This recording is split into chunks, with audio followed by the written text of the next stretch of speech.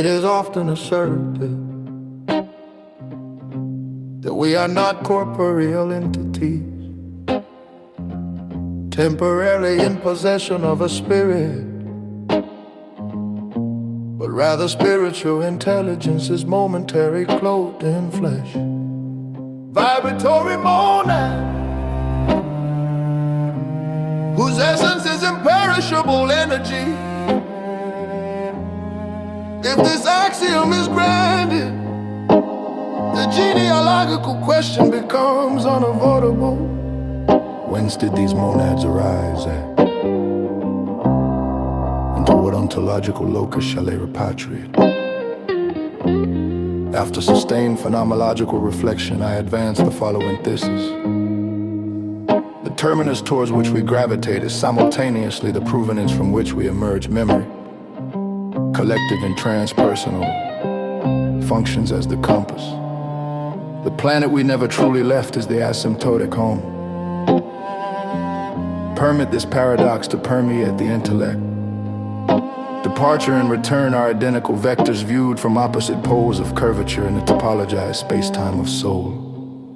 By extension, one must concede that not all monads originate at equivalent ontological altitudes. Certain streams of consciousness issue from the noetic apogee, what the apoetics names heaven, the region of maximal frequency and coherent light, while others ascend from the nadir, the entropic basin of maximal dissonance, vulgarly termed hell. These are not post-mortem jurisdictions, but primordial coordinates within the spectrum of vibratory becoming. Some incarnations, therefore, are descents from beatitude. Others are ascents from the abyss. The incarnate interval is a spiral trajectory whose directionality is decided, moment to moment, by the axiological vector of choice. Consider the hydrological metaphor. A droplet condenses in the ampere, precipitates and eventually evaporates, returning to the celestial reservoir.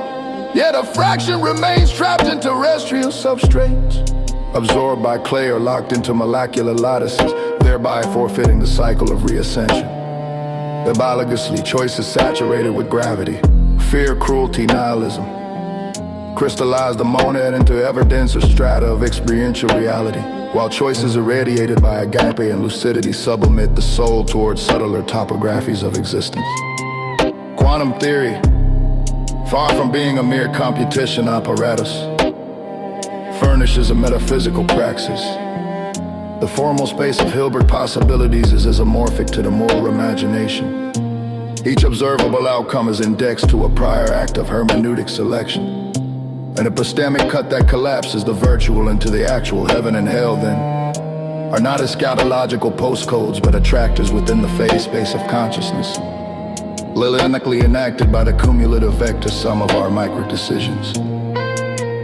Consequently, a human being may already inhabit the outermost concentric ring of Gehenna, or dwell in an enclave of paradisal frequency, depending upon the noetic substrate he or she perennially fertilizes.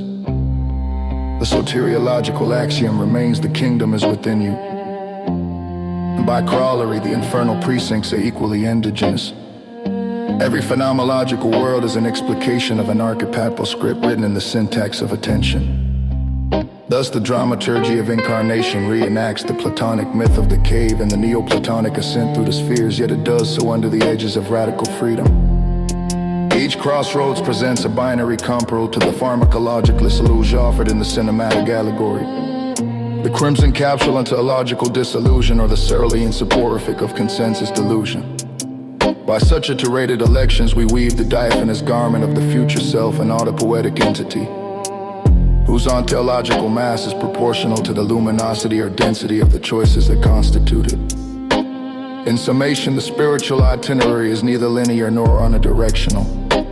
It is a Mobius strip whose inner and outer surfaces are continuous.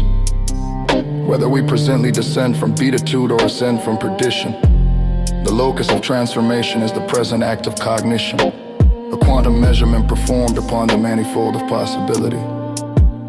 To the Most High, the super-essential ground of all frequencies, be the aggregate praise of every ascending and descending one at oneness.